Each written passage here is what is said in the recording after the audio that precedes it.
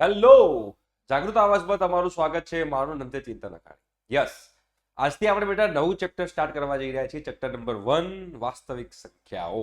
બહુ જ simple chapter, પપલું chapter. હું તમને ટકાટક શીખવાડી દઈશ, બહુ જ મજા આવશે. હે બેટા? અને બેટા આગળના લેક્ચર્સ તમારે જોવાના બાકી હોય તો ડિસ્ક્રિપ્શન બોક્સમાં પ્લેલિસ્ટની આખી લિંક છે. દરેકે દરેક ચેપ્ટરના સ્વાધ્યાયના દરેકે દરેક દાખલા, બધી વસ્તુ જે છે મેં સરસ રીતે ભણાયું છે. તો તમે લોકો આ વસ્તુ મિસ ન કરતા અને જોઈ કાઢજો. અને બેટા ફ્રી ઓફ કોસ્ટ તમારે મટીરિયલ જોઈતું હોય તો એની વેબસાઇટ પણ છે બેટા. વેબસાઇટની લિંક પણ નીચે હું મૂકી દઉં છું, ત્યાંથી તમે લોકો ફ્રી ઓફ કોસ્ટ મટીરિયલ પણ ડાઉનલોડ કરી શકશો. રાઈટ?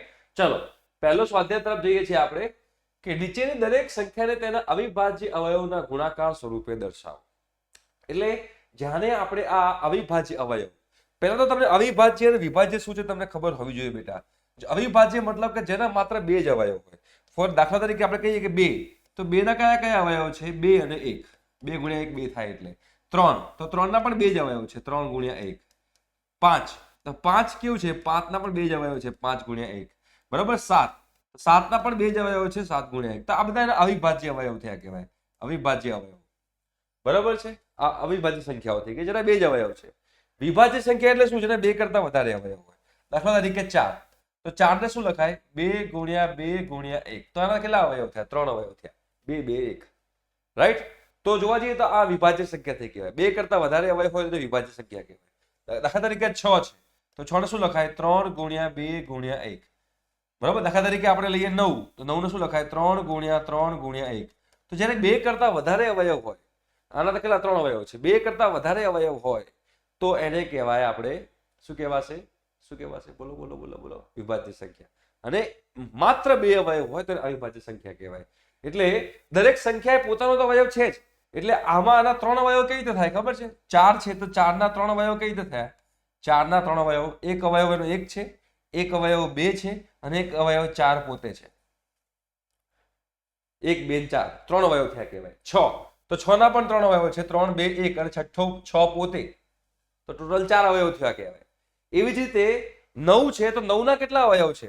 હવે તમે ધ્યાનથી સમજો તો 9 ને 1 3 અને 9 પોતે.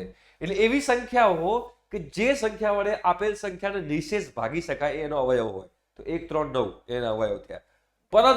પરંતુ ધ્યાનથી સમજો, તમને ખબર પડે કે 4 ના 3 અવયવ છે. 4 ના 3 અવયવ છે, 4 ના 3 અવયવ છે. જુઓ, 4 ના 3 અવયવ છે. તો એમાં અવિભાજ્ય અવયવ કયો છે? તો આ અવિભાજ્ય અવયવ થયો 2. 9 ના કેટલા અવયવ છે બેટા? તો 9 ના 3 અવયવ છે, 1 3 9. પણ અવિભાજ્ય અવયવ કયો કહેવાય? તો અવિભાજ્ય અવયવ 3 કહેવાય. બરોબર? આમાં 6, તો 6 ના કેટલા અવયવ છે? 6 ના 4 અવયવ છે, 3 2 1 6. 6 ના 4 અવયવ છે, પણ એમાંથી અવિભાજ્ય અવયવ કયા કહેવાય? 3 અને 2. નંબર 1 એવો છે કે નંબર 1 અવિભાજ્ય પણ નથી અને વિભાજ્ય પણ નથી. તો અહીંયા આપણને દાખલો શું કહે છે? અહીંયા આપણને દાખલા એવી રીતે કહે છે કે નીચે આપેલી દરેક સંખ્યાઓને અવિભાજ્ય અવયવના ગુણાકાર સ્વરૂપે બતાવો. અવિભાજ્ય અવયવના ગુણાકાર સ્વરૂપે. એટલે આપણે બધા અવિભાજ્ય અવયવ લેવાના છે, કોઈ વિભાજ્ય અવયવ લઈને નથી કરવાના. એટલે દાખલા તરીકે એમ કહું કે હું 140 ને આવી રીતે લખું 70 ગુણ્યા 2, તો લખાય તો ખરા, પણ 2 જે છે એ 2 જે છે એ પણ 140 નો અવયવ છે અને 70 જે છે બેટા એ પણ 140 નો અવયવ છે. બટ 70 એ અવિભાજ્ય નથી. એટલે મારે 140 ને અવિભાજ્ય અવયવના ગુણાકાર સ્વરૂપે બતાવવાનું છે. તો જ્યારે મારે 140 ને અવિભાજ્ય અવયવના ગુણાકાર સ્વરૂપે દર્શાવવાનું હોય તો હું શું કરીશ ખબર છે? એના દરેક રીતે હું ભાગ પાડીશ. તો જો પહેલા અહીંયા આગળ 140 મૂકવાનો, પહેલા 2 થી ભાગ ચલાવો, તો 2 થી ભાગ ચલાવો તો 70 થાય. પાછું 2 થી ભાગ ચલાવો તો 35 થાય, 35 નું 70 થાય. બરાબર? હવે 5 ભાગ ચલાવો તો 5 × 35 થાય અને 7 નો ભાગ 7 × 7 થાય. તો બેટા મારે 140 ને બતાવવું હોય તો 140 નું આવી રીતે બતાવી શકું. 2 દુ 4 પંચા 20 × 140. તો 2 કેટલી વાર છે બેટા? 2 વાર છે. તો આને શું લખાય? 2 ની 2 ઘાત ગુણ્યા 5 કેટલી વાર છે? 1 વાર. તો 5 ની 1 ઘાત. અને 7 કેટલી વાર છે? 1 વાર. તો મેં આ 140 ને અવિભાજ્ય અવયવ, આ બધાના અવિભાજ્ય અવયવ છે. 2 જે છે એ પણ એનો અવિભાજ્ય અવયવ છે, 5 જે છે એ પણ એનો અવિભાજ્ય અવયવ છે અને 7 જે છે બેટા એ પણ એનો અવિભાજ્ય અવયવ છે. તો આપણે અવિભાજ્ય અવયવના ગુણાકાર સ્વરૂપે દર્શાવવાનું છે. તો બેટા આપણે 156 નું પણ આવી રીતે કરી શકીએ. ચલો, હવે તમે લોકો ટ્રાય કરો તો 156 નું પણ તમે આવી રીતે પ્રયત્ન કરશો, તમને લોકોને આવડશે. હવે તો એકદમ સિમ્પલ થઈ ગયું, તમે એકદમ પપલું રીતે કરી શકશો. કેવી રીતે કરાય? જો 156 ને પાછા 2 ભાગ ચલાવીશું આપણે. 2 ભાગ ચલાવો તો શું થાય? 2 સીતા 14, 1 2 × 16. હજુ 2 ભાગ ચાલો તો 39 આવે. હવે 3 ભાગ ચાલે તો 13 તરી 39 થાય અને 13 એકા 13 થાય. તો જો મારે 156 ને બતાવવું હોય બેટા તો 156 ને બતાવવા માટે બે કેટલી વાર આયા છે? બે વાર આયા છે ને, તો લખી નાખીશું બેટા 2 ની 2 ઘાત ગુણ્યા 3 એક જ વાર છે તો 3 ની 1 ઘાત અને ગુણ્યા 13 ની 1 ઘાત. તો અવિભાજ્ય અવયવોના ગુણાકાર સ્વરૂપે મેં 156 ને બતાવ્યું. હવે 156 ને બતાવ્યા પછી આપણે 3825 જે છે એ 3825 ને પણ આપણે અવિભાજ્ય અવયવોના ગુણાકાર સ્વરૂપે બેટા બતાવીએ તો શું લખાશે? જો 3825 પહેલા પાંચે ભાગ ચલાવી આપણને ખબર છે 5 થી ભગાશે તો 5 સીધા 35, 3 5 6 30, 55 25 765 થાય. હજુ પાંચે ભાગ ચાલશે તો 5 એકા 5, 2 55 25 5 તરી 15, ત્રણે ભાગ ચાલશે 3 50 15, 3 એકા 3, હજુ ત્રણે ભાગ ચાલશે 3 17 તરી 51, 17 જ ભાગ ચાલે 17 એકા 17. તો જુઓ હવે મારે આ જે 3825 જે છે બેટા એ 3825 ને અવિભાજ્ય અવયવોના ગુણાકાર સ્વરૂપે દર્શાવવું હોય તો 5 ગુણ્યા 5 કેટલા થાય? 2 વાર 5 છે તો 2 વાર 5 હોય તો શું લખવાનું બેટા? 5 નો વર્ગ લખવાનું. એના પછી તમે જુઓ 3 કેટલી વાર આયા બેટા? 3 2 વાર આયા તો ગુણ્યા 3 નો વર્ગ લખવાનો. એના પછી બેટા 17 કેટલી વાર આવ્યો? 17 એક વાર આવ્યો તો 17 ની 1 ઘાત લખવાની. તો 3825 જે છે 3825 એને આપણે અવિભાજ્ય અવયવના ગુણાકાર સ્વરૂપે આપણે આવી રીતે બતાવી શકીએ. મતલબ કે 140 છે તો 140 ના કયા કયા અવિભાજ્ય અવયવ? અવિભાજ્ય અવયવ કયા કયા છે? 2 5 ને 7. 156 છે તો એના અવિભાજ્ય અવયવ કયા છે? 2 3 ને 13. 3825 છે તો એના અવિભાજ્ય અવયવ કયા છે? તો 5 3 17. અવિભાજ્ય અવયવ મતલબ કે એવા અવિભાજ્ય સંખ્યાઓ કે જેના અવયવ માત્ર 2 હોય. રાઈટ.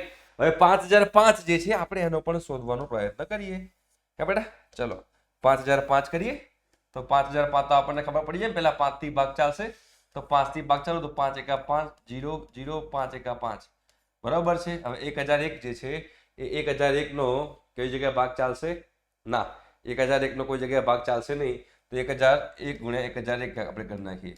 તો આ જે 5005 જે છે બેટા એ 5005 ને આપણે અવિભાજ્ય અવયવોના ગુણાકાર સ્વરૂપે દર્શાવીએ તો 5 ગુણ્યા 1001 આ આપણો જવાબ થઈ ગયો. બંનેની 1 1 ઘાત છે બરાબર.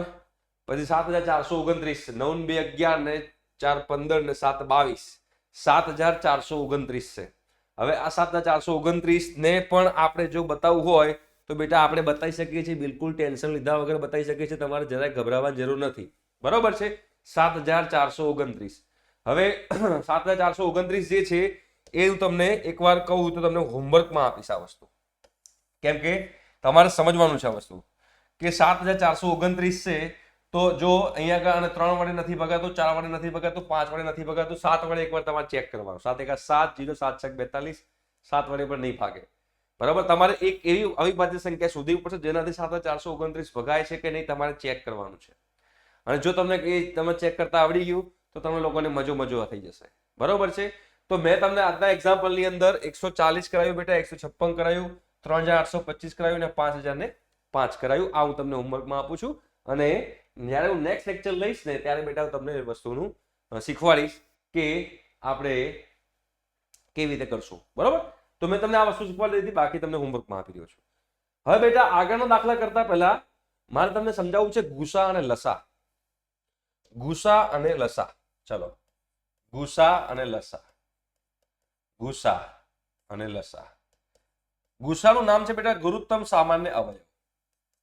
ગુસા એટલે ગુરુત્તમ સામાન્ય અવયવ, લસા એટલે લઘુત્તમ સામાન્ય અવયવી. પહેલા ગુસાની વાત કરશું તો ગુસાનો મતલબ છે ગુરુત્તમ.